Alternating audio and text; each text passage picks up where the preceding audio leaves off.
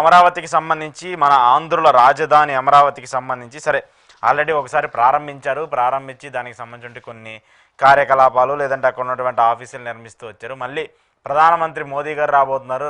వచ్చి ఆయన మళ్ళీ అమరావతికి సంబంధించిన పనులకు కూడా శంకుస్థాపన చేయబోతున్నారు. అయితే ఇక్కడ 2 పాయింట్లు. ఒకటి, సరే మోదీ గారు వస్తారు, ప్రారంభిస్తారు పనులు. ఇక్కడ అమరావతి రైతులకు సంబంధించిన పరిహారాలు కావచ్చు, వాళ్ళకి ఇవ్వాల్సినటువంటి నష్టపరిహారం ప్రభుత్వం ఇప్పటివరకు ఇవ్వలేదు. మరి ఇప్పుడు ఇస్తుందా లేదా? రెండో పాయింట్ ఏంటంటే, మోదీ వస్తే ఖచ్చితంగా ఒక ప్రధానమంత్రిగా ఉండి, దట్టు ఎన్డీఏ కూటమిలో ఉండి కీలక భాగస్వామిగా ఉన్నటువంటి ప్రస్తుత ఆంధ్రప్రదేశ్కి సంబంధించి ఆయన ఏమైనా అనౌన్స్ చేస్తారా? ఈ 2 పాయింట్లకు సంబంధించి ఒక క్లారిటీ రావాలి. రైతులైతే తీవ్ర స్థాయిలో ఆందోళన చేస్తూ వస్తున్నారు. సరే మొన్నటిదాకా జగన్మోహన్ రెడ్డి ఉన్నాడు కాబట్టి మాకు ఆయన ఉన్న 5 ఏళ్ల పాటు మీరు ఇస్తామని చెప్పేసినటువంటి ఏడాదికి 50,000 60,000 ఇస్తా ఉన్నారు, అది రావట్లేదు. మాకు ప్లాట్లు ఇస్తా ఉన్నారు, ఆ ప్లాట్లు ఇంతవరకు రాలేదు. ఇప్పుడైనా ఏడాది పూర్తయిపోయింది కాబట్టి దానికి సంబంధించిన క్లారిటీ ఇవ్వండి. మా ప్లాట్లు మాకు ఇస్తే అక్కడ ఏమైనా కట్టుకోవడమో లేదంటే వాటిని నమ్ముకోవడమో చేస్తామని చెప్పేసి రైతుల మళ్ళీ ప్రభుత్వం మీదే, చంద్రబాబు నాయుడు గారి మీద ఒక ఆందోళన చేస్తున్నారు. ఏం చెప్తారు? అంటే అమరావతి రైతులకి నష్టపరిహారం అంటే భూమిని స్వాధీనం చేసుకుని వాళ్ళకి నష్టపరిహారం ఇస్తారు, అది కాదు. అవగాహన ఏంటంటే 1 ఎకరా అంటే 100 సెంట్లు. దాంట్లో 2-3 రకాల భూములు ఉంటాయి. దాంట్లో ఒక 100 సెంట్లు మీ దగ్గర ఒక రైతు ఇచ్చాడనుకోండి, దానికి సిఆర్డిఏ పేరుతో ప్రభుత్వం కూర్చున్న ఒప్పందం 2. ఒకటి 24 సెంట్ల నుంచి 27 సెంట్లు తిరిగి ప్రభుత్వం డెవలప్మెంట్ చేసి ప్లాట్ల రూపంలో ఇవ్వాలి.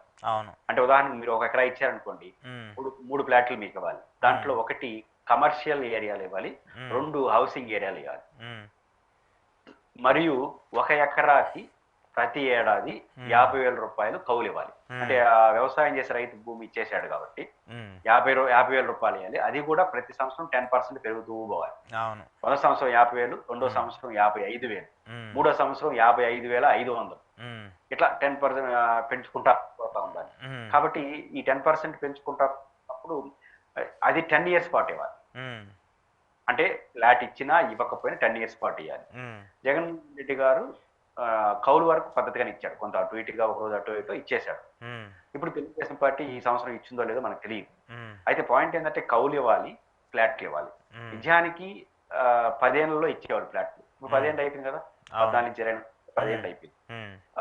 కానీ ప్రభుత్వం ఏం చెప్పొచ్చు, మధ్యలో 5 ఏళ్ళు జగన్మోహన్ రెడ్డి గారు డిస్టర్బ్ చేసేసినాడు అనొచ్చు. ఏదైనప్పుడు కూడా అమరావతి రైతులకు ఇవ్వాల్సిన ఫ్లాట్లకు వీలైన త్వరగా ఇవ్వాలి అంటే ఫస్ట్ బైఫర్కేషన్ జరగాలి. ఇప్పుడు వాళ్ళతో 33,000 ఎకరాలు ప్రభుత్వానికి, ఒక ప్రభుత్వము కుంటలు అన్ని కలిపి ఇంకొక 20,000 ఎకరాలు, మొత్తం 52,000 ఎకరాలు. ఫస్ట్ 52,000 ఎకరాలు బైఫర్కేషన్ చేసేవాళ్ళు. బైఫర్కేషన్ చేసేసి ప్లాట్లుగా డివిజన్ చేయాలి. దాంట్లో 10,000 లక్ష ప్లాట్లు రైతులకి ఇవ్వాలి. ఇంకొక 10,000 ఎకరాలు మనకు ఒక 20,000 ఎకరాలు 22,000 ఎకరాలు మిగులుతుందని అంచనా భూమి బైఫర్కేషన్. అందులో మధ్యలో రిజర్వాయర్లు, కాలువలు చిన్న చిన్న. కాబట్టి ఒక 22,000-23,000 ఎకరాలు మిగిలితే 10,000 ఎకరాలు రైతులకి ఇవ్వాలి, లక్ష ప్లాట్లు. ఇంకో 10,000 ఎకరాల లెవెల్లో ప్రభుత్వం పెట్టుకోవాలి. ఇంకో 2-3 వేల ఎకరాలు ప్లాట్లు వేసుకొని అమ్మితే డబ్బులు వస్తాయని ప్రభుత్వం అంచనా. కాబట్టి ఈ 10,000 ఎకరాలు రైతులకి ఇవ్వాలన్నా మొత్తం బైఫర్కేషన్ జరగాలి. ఒక అంచనా ప్రకారం 52,000 ఎకరాలు ఒక రియల్ ఎస్టేటే కదా, అంటే వెంచర్ లాగానే కదా ఇది కూడా. 50,000 ఎకరాలు చదువు చేసి 50,000 ఎకరాలు కమర్షియల్ ప్లాట్ ఏంది, హౌసింగ్ ప్లాట్లు ఏంది, ప్రభుత్వం ఇవన్నీ బైఫర్కేషన్ చేయాలి. బైఫర్కేషన్ చేశారంటే కనీసం ఆనాటి తెలుగుదేశం ప్రభుత్వం లెక్క 52,000 కోట్లు, 48,000 కోట్లు అవుతుంది. ఇప్పుడు 2014 నుంచి 19 వరకు కేంద్ర ప్రభుత్వానికి నివేదికలో 48,000 నుంచి 50,000 కోట్లు అవుతాయి. ఇప్పుడు 6 ఏళ్ళు అయింది, పెరిగే తప్ప తగ్గదు, 60,000 కోట్లు అవుతుంది. ఏడున్నాయి డబ్బులు? అంటే నేను అనేది ఆదాయం కాదు, బిల్డింగ్ కట్టడం కాదు. లక్ష లేదా ఒక మూలలో రైతులకు ఇచ్చేద్దాం అంటే కుదరదు. అంటే ఎందుకంటే రైతుకి కమర్షియల్ ప్లాట్ ఇవ్వాలి, హౌసింగ్ ప్లాట్ ఇవ్వాలి. కానీ ఇవన్నీ జరగాలంటే డబ్బులు ఉండాలి. కాబట్టి అమరావతి రైతులు ఇవ్వాల్సిన ప్లాట్లు మరింత ఆలస్యం అయ్యే అవకాశం ఉంటుంది. ఎందుకంటే ప్రభుత్వం డైరెక్ట్ గా పెద్ద విషయాలకు వెళ్ళిపోతాం. ప్రైమరీగా ఫస్ట్ డివిజన్ చేసి వాళ్ళకి ఇవ్వడం, ఫస్ట్ వాళ్ళు రైతుకి ఇచ్చేవాలి, 50,000 రూపాయలు ఇవ్వాలి. ఇది అయిపోయిన తర్వాత మళ్ళీ అమ్ముకోవాలి, మెల్లిమెల్లిగా బిల్డింగ్లు కట్టాలి. ప్రభుత్వం ఫస్ట్ బిల్డింగ్లకు వెళ్ళిపోస్తాం. కాబట్టి ఈ కన్ఫ్యూజ్, ఈ పరిస్థితులు, ఈ డబ్బులు పరిమితి వల్ల అమరావతి రైతుకి ఇవ్వాల్సిన ప్లాట్లు కొంత ఆలస్యం జరిగే అవకాశం ఉంది. ఇది చాలదంటూ మళ్ళీ ఇంకో 40,000 ఎకరాలు తీసుకుంటారు, వాళ్ళు కూడా ఇదే ఒప్పందంగా. కాబట్టి ఇవన్నీ ఆర్థిక పరిమితులు, ప్రభుత్వం యొక్క ఆలోచన ధోరణి వల్ల అమరావతికి ఇచ్చే ఫ్లాట్ అనేది మరింత ఆలస్యం అయ్యే అవకాశం ఉంది. ఆలస్యానికి కాంపన్సేట్ గా మళ్ళీ ఇంకో కౌలు అనేది పెంచుకుంటారా? ఇది పెరిగేసరికి ప్రభుత్వానికి బర్డెన్ అవుతుంది. ఇది ఇది వాళ్ళకి ఆలోచించుకోవాల్సిన అవసరం ఉంది. ఎందుకంటే ప్రధానమంత్రి పైన అత్యాశలు ఉన్నాయి, ఆందోళనలు ఉన్నాయి. ఆందోళన ఏంది, 14 నుంచి 19 వరకు వీళ్ళు కలిసే ఉన్నారు. తెలుగుదేశం అండ్ బీజేపీ జనసేన బయట ఉండింది, వాళ్ళు కలిసే ఉన్నారు. ఇప్పుడు రేపు అప్పుడు వచ్చి ఏం ప్రకటించాడు ఆయన ప్రధానమంత్రి గారు, గౌరవప్రదంగా పార్లమెంటు పుట్టం మట్టి, గంగా జలాలు, నదీ జలాలు ఇవన్నీ ఇస్తామని చెప్పినాడు. దాన్ని గౌరవప్రదంగా సెంటిమెంట్ గా మంచిదే, రాజధానికి దేవుళ్ళు భగవంతులు ఇచ్చే సెంటిమెంట్ కరెక్టే. సెంటిమెంట్ రాజధాని నిర్మించదు కదా, సెంటిమెంట్ ఆశీర్వాదం. డబ్బులు ఏమి అనౌన్స్ చేయకుండా సింపుల్ గా ఒక మాటలో విభజన చట్టాన్ని అక్షరం పొల్లుపోకుండా అమలు చేస్తాము అని చెప్పి వెళ్ళిపోయినాడు. ఇది ఏడు వరకు పోయిందంటే కేసీఆర్ గారు ఒక సందర్భంలో అన్నాడు. నిజానికి మేము అప్పుడు కేసీఆర్ గారు వన్ ఆఫ్ ది గెస్ట్ గా వచ్చారు. ఆయన ఏమన్నాడంటే, నేను ఒక 500 కోట్ల నుంచి 1000 కోట్ల రూపాయలు అనౌన్స్ చేద్దాం అనుకున్నాను.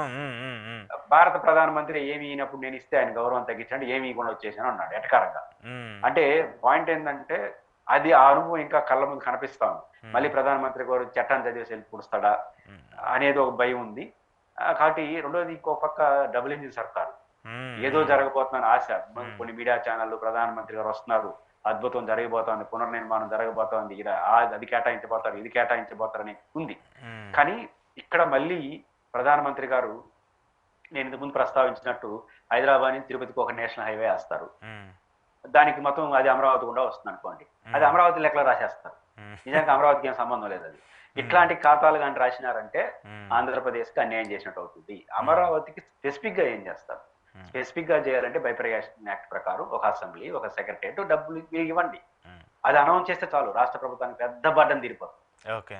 కాబట్టి మౌలిక వస్తువులకి ఏమన్నా ఇంకొంచెం కేటాయిస్తారా? కాబట్టి ఆంధ్రప్రదేశ్ రాజధాని అమరావతికి ఏదైనా మోడీ గారు చేయదలుచుకుంటే, ఖచ్చితంగా రాజధాని గురించి చేయదలుచుకుంటే విభజన చట్టం ప్రకారం చెప్పారు కదా, విభజన చట్టంలో అక్షరం పొల్లుపోకుండా అమలు చేస్తారని. అది జరగాలంటే మీరు ఖచ్చితంగా అమరావతికి విభజన చట్టం ప్రకారం చేయాల్సిన రాజధానికి సంబంధించిన నిధులు ఇవ్వండి. అది కానీ చంద్రబాబు గారు అనౌన్స్ చేస్తే అమరావతికి పెద్ద ప్రయోజనం కేంద్రం చేసినట్టు అవుతుంది, మంచి పేరు వస్తుంది, రాష్ట్రానికి మంచిది. అది కాకుండా పెద్ద పెద్ద మాటలు, 1,00,000 కోట్లతో నేషనల్ హైవే వేస్తున్నాను, 2,00,000 కోట్లతో రైల్వే లైన్ వేస్తున్నాను, ఇవన్నీ అమరావతిలో లెక్కలు రాసేసేసి మొత్తం ఇదే మీకు అని అన్నారు అనుకోండి. ఇప్పుడు విశాఖపట్నం టు చెన్నై కారిడార్ అంటారు, అది అమరావతి గుండానే పోతుంది. కాబట్టి 6 నుంచి 1,00,000 కోట్లు అయింది అనుకో కారిడార్, మొత్తం అది అమరావతి లెక్కలు రాసేసి 1,00,000 కోట్లు అమరావతికి అన్నారు అనుకోండి, ఏమవుతుంది? నమస్కారం పెట్టుకోవడమే. కాబట్టి అట్లాంటి అంతర్జాతీయ విషయాలు కాకుండా అమరావతికే పరిమితమైన నిధులు కేటాయిస్తే అమరావతికి మంచిది, రాష్ట్రానికి మంచిది, వాళ్ళకి రాజకీయ మంచిది. అందుకాకుండా రాజకీయ విన్యాసాలు చేస్తే అలా ఆ రోజులే గుర్తు చేసుకుని ప్రజల్లో వ్యతిరేకత వస్తుంది. అమరావతికి మాత్రమే కేటాయించాలంటే ప్రభుత్వం అప్పుడు అప్పుల రూపంలో ఇప్పిస్తుంది, మళ్ళీ ఆ అప్పులు రాష్ట్ర ప్రభుత్వమే మీలాంటి వాళ్ళు నాలాంటి వాళ్ళు సామాన్య వ్యక్తులే కట్టాల్సి వేసిన పరిస్థితి వస్తుంది కదా. ఆల్రెడీ ఇప్పుడు మొన్న ఇచ్చినట్టు 15,000 కోట్లు కూడా అదే పరిస్థితి కదా, అదే పరిస్థితి కింద ఇచ్చిందే కదా. నేను స్పెసిఫిక్ గా విభజన చట్టంలో ఉన్న అంశాలు ఎందుకు ప్రస్తావిస్తానంటే, 2 ఉదాంతాలు మనకున్నాయి. 15,000 కోట్ల రూపాయలు ప్రపంచ బ్యాంక్ నుంచి తీసుకొచ్చే దాంట్లో మొత్తం పార్లమెంట్ లో రాష్ట్రానికి అని చెప్పేసినారు, 2 నెలలు నడిపినారు. చీరా ఏం చేసినారు, 15,000 కోట్లు ఆంధ్రప్రదేశ్ అప్పు, FRBM లిమిట్స్ దాటి మేము అస్యూరెన్స్ ఇస్తున్నాం, దాంట్లో 10% మేము ఇస్తాం, అది తేల్చేసినారు. రెండోది, ఒక ఎంపీ అడిగినటువంటి ప్రశ్నకి సమాధానంగా అసల్యూషన్ చెప్పేశారు. అదేంటో తెలుసా, మేము 2,500 కోట్ల రూపాయలు ఆల్రెడీ ఇచ్చేసినాము, దాంట్లోనే అసెంబ్లీ సెక్రటరీ అన్ని అర్థం వచ్చాయని చెప్పేసినారు. అంటే ఇచ్చేది ఏమీ లేదని చెప్పారు ఇండైరెక్ట్ గా. కాదు సార్, నాకు ఒక డౌట్, ఇప్పుడు ఉన్నటువంటి అసెంబ్లీలో, ఇప్పుడు ఉన్నటువంటి హైకోర్టులో, ఇప్పుడు ఉన్నటువంటి సెక్రటేరియట్లో జరగట్లేదా? అక్కడ ఏంటి దానికి సంబంధించి మళ్ళీ కొత్తగా నిర్మించాల్సిన అవసరం ఏముంది? నాకు అర్థం కాదు. ఆల్రెడీ గతంలోనే 2014లోనే 2,500 కోట్లు 3,000 కోట్లు పెట్టి ఇవన్నీ నిర్మిస్తూ వచ్చారు కదా, మళ్ళీ కొత్తగా ఎందుకు వాటిని నిర్మించాలి? మరి వీటన్నిటిని ఏం చేస్తారు? వీటన్నిటిని ఏమైనా కూల్చేస్తారా, లేకపోతే ఇంకో దానికి ఏమైనా వాడతారా? నిజానికి చంద్రబాబు గారి ప్రభుత్వంలో జరిగిన తప్పు ఏంటంటే, మనకు 10 ఏళ్ల పాటు ఉమ్మడి ఆంధ్రప్రదేశ్, హైదరాబాద్, తెలంగాణ సెక్రటరేట్ ఉన్నప్పుడు దాన్ని కొంతకాలం వాడుతుంది. ఇప్పుడు కట్టిన బిల్డింగ్లు పర్మనెంట్ బిల్డింగ్లే, ఇది కాబట్టి గోదానికి వాడుకుంటారు. కానీ దీనికోసం ఇప్పుడు రేపు కేంద్ర ప్రభుత్వం చెప్పేది మళ్ళీ గట్టిగా రాష్ట్రం జరిగింది అనుకోండి, ఇప్పుడున్న అసెంబ్లీ, ఇప్పుడున్న సెక్రటేరియట్, ఇప్పుడు హైకోర్టు బిల్డింగ్లన్నీ మేము ఇచ్చిన డబ్బుతోనే అంటారు. నిజానికి ఇది కాకుండా ఇప్పుడు దానికి తక్కువ డబ్బుతో అయిపోయింది కదా మెయిన్ స్ట్రక్చర్ తో పోల్చుకుంటే. అదే ఇప్పుడు ఆ పర్మనెంట్ స్ట్రక్చర్ ఆ రోజు ప్రారంభించుంటే అసెంబ్లీ సెక్రటేరియట్ ఒక 5 ఏళ్ళకి అటు ఇటు జరుగుంటే కేంద్ర ప్రభుత్వం ఆ డబ్బులు ఇచ్చుంటే 2,500 కోట్లు సర్దుకునే దానికి అవకాశం ఉండేది కాదు. ఇంకొంచెం ఎక్కువ డబ్బులు ఇచ్చి ఉండేవారు, పర్మనెంట్ స్ట్రక్చర్ వచ్చేసి ఉండేది. ఇప్పుడు దీన్ని కట్టకుండా ఇప్పుడు దీన్ని ఏమి నిరుపయోగం కాదు, కొట్టారు, అది కానీ నడుస్తుంది, ఏదే వాటికి ఉపయోగించుకుంటారు. కానీ మళ్ళీ అసెంబ్లీ దీనివల్ల ఏంటంటే ఓవర్ బర్డన్ అవుతుంది. అవును, ఇప్పుడు అవును. కేంద్ర ప్రభుత్వంతో జరగాల్సినటువంటి డబ్బుల్ని రాష్ట్ర ప్రభుత్వం ఖర్చు పెట్టుకోవాల్సి వస్తుంది. ఇప్పుడు సెక్రటేరియట్ 4,000 కోట్లు అంటారు, అసెంబ్లీ ఒక 2,000, 15,000 కోట్ల రూపాయలు బర్డన్ కదా ప్రభుత్వానికి, ఉమ్, అదనపు బర్డన్ కదా, ఇది రాష్ట్ర ప్రభుత్వం నష్టం. కాబట్టి ఆ రోజు ప్రభుత్వం పర్మనెంట్ బిల్డింగ్స్ కావచ్చు, కానీ ఈ బిల్డింగ్స్ అయితే పర్మనెంట్ గా వాడుకోరు. నిజానికి ఇప్పుడున్న సెక్రటేరియట్ ఒక శాశ్వతమైన సెక్రటేరియట్ గా పనికొచ్చేది అయితే కాదు. ఉమ్, ఎందుకంటే ఆ స్ట్రక్చర్ నేను కూడా చూశాను, స్ట్రక్చర్ బాగానే ఉంది, అన్ని బాగానే ఉంది, ఏరే దానికి వాడుకోవచ్చు. కానీ ఒక లుక్ ఆఫ్ సెక్రటేరియట్, ఒక లుక్ ఆఫ్ హైకోర్టు, ఒక అసెంబ్లీ కంజెస్టెడ్ గా ఉంటుంది. ఉమ్, కాబట్టి రెగ్యులర్ కొట్టాల్సిందే, దీన్ని ఉపయోగించుకుంటారు. మళ్ళీ దానికి అదనపు డబ్బులు కేటాయించాలి కేంద్ర ప్రభుత్వం రూపాయి. ఉమ్. అదే నువ్వు ఈ 3 బిల్డింగ్ల ప్రయోగాలు కాకుండా డైరెక్ట్ ప్రయోగం చేసుకుంటే ఆ డబ్బులు 90% వాళ్ళే ఇచ్చుంటే పెద్ద బటన్ తీరిపోయింది. అవును, ఆ రోజే కీలక దీన్ని అందుబాటులో పూర్తి స్థాయిలో ఆ రోజే ఈరోజు చేసినట్టయితే ఇప్పుడు ఇబ్బంది ఉండేది కాదు కదా. ఇబ్బంది కాదు. అది సరే, ప్రభుత్వం ఆ విషయం పొరపాటు చేసింది. ఎప్పటికైనా వాళ్ళు మాట్లాడుకొని ఈ ఈ చేయకుండా ఉంటే బాగుండేది. కానీ సరే, చేదాటిపోయింది. ఉమ్, ఇప్పుడు ఏం చేస్తారో చూడాలి. ఉమ్, ఉమ్, ఉమ్. ఇదైతే కొంచెం కాంప్లికేషన్ ఇష్యూస్. మరి చంద్రబాబు నాయుడు గారు ఎంత దూరదృష్టితో ఆలోచిస్తున్నారో తెలియదు కానీ చాలా అమరావతికి సంబంధించి చాలా ఓవర్ బర్డెన్ అయితే అవుతూ ఉంది సార్, రాష్ట్ర ప్రభుత్వానికి సంబంధించి, ప్రజలకు సంబంధించి. Right sir, thank you very much Purushottam Reddy గారు. ఇది ఈరోజు పురుషోత్తం రెడ్డి గారితో స్పెషల్ ఇంటర్వ్యూ. చూస్తూనే ఉండండి ప్రజా చైతన్యం.